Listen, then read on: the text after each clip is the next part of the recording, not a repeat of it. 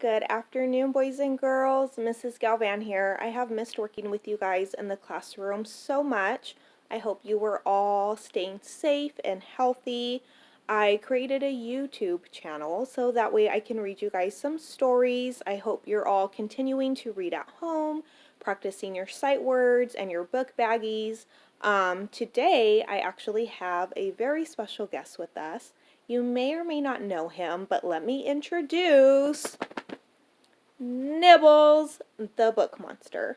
Now, he may seem cute and snuggly, but sometimes he can be a little mischievous.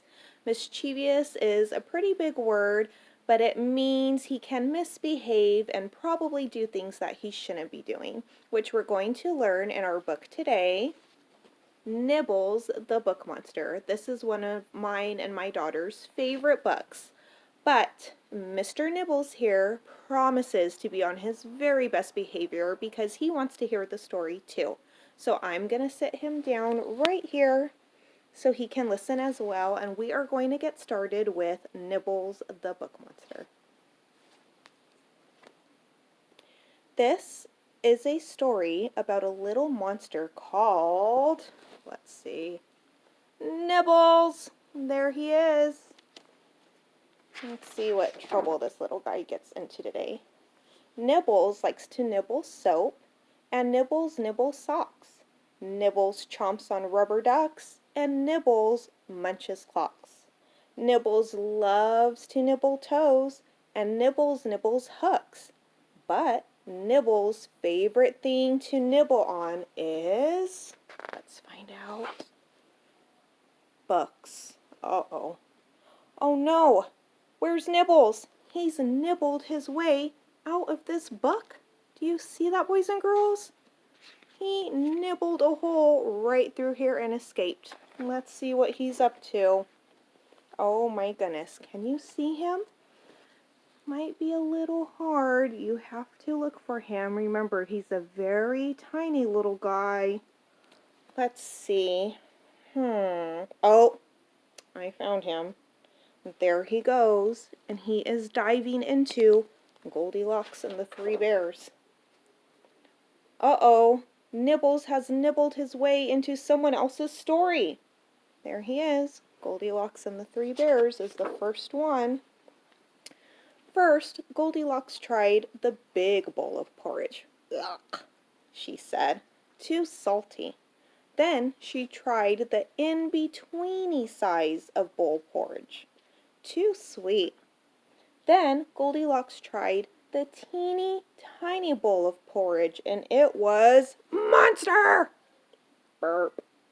It's like Nibbles had a little too much and he needs to mind his manners. When the Three Bears came home, they were shocked. "Someone's eaten my porridge," said Daddy Bear. "Someone smashed my chair." That was Mama Bear. "And someone's broken everything." "It wasn't me. It was a monster." Looks like he got out again. The Three Bears are in for quite a surprise when they return home and realize the curious little yellow-haired rascal has eaten their chairs and slept in their porridge. We join the naughty, hairy little creature on this classic fairy tale adventure, and poor Goldilocks, naughty Nibbles has nibbled his way into another story. Quick, let's chase him. Ooh, looks like he has nibbled into Little Red Riding Hood.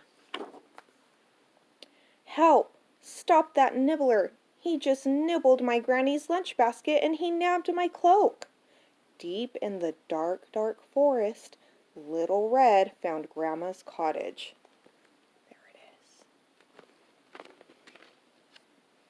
Little Red knocked on the door and went inside. Grandma looked very strange. I look strange. What about Little Red? She doesn't look right at all. Let's see. Does Little Red Riding Hood look strange to you? I think so. "Oh, Little Red, what cute fluffy paws you have. What a rumbly grumbly tummy. And what nibbly little teeth. all the better to nibble with. Oh my goodness, it's Nibble in disguise. After a terrible hullabaloo, Grandma was set free from the cupboard. Thank you, my hero, Nibbles. Little Red Riding Hood doesn't look very happy, does she? She's saying, let me in. This story is supposed to be about me. Oh, Nibbles, you've turned me into a chicken. I feel so fluffy. You see, he gets into a lot of mischief, this little guy. Little Red Riding Hood loves to visit her grandma's cottage in the deep, dark forest.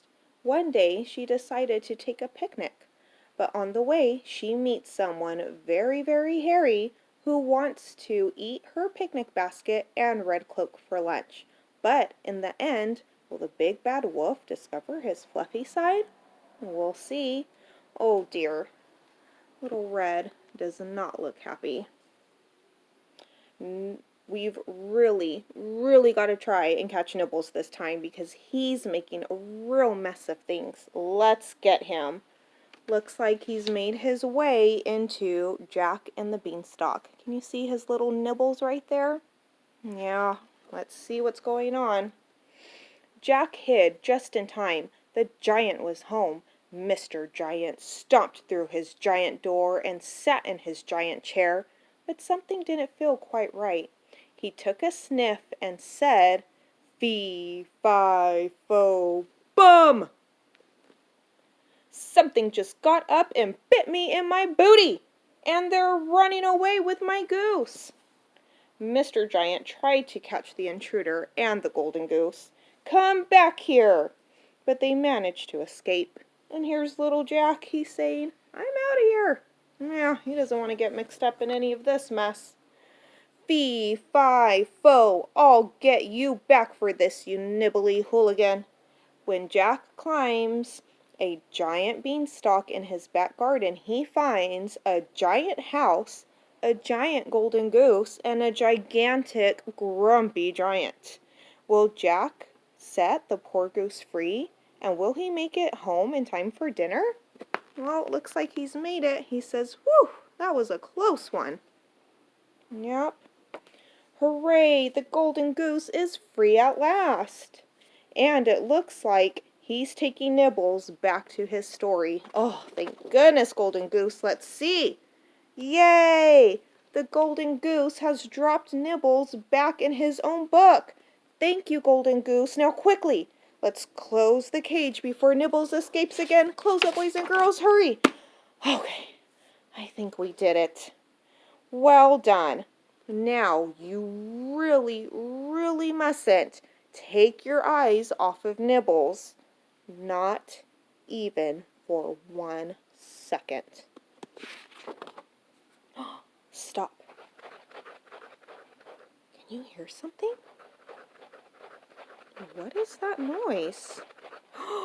Nibble, chew, gnaw. Let's see. Oh, stop! Can you hear something? What is that noise? Nibbles. Oh no, not again. He got out again. So watch your books, boys and girls. It looks like he may have got out and he may be looking for a story he can nibble on. So that was Nibbles the Book Monster, and it is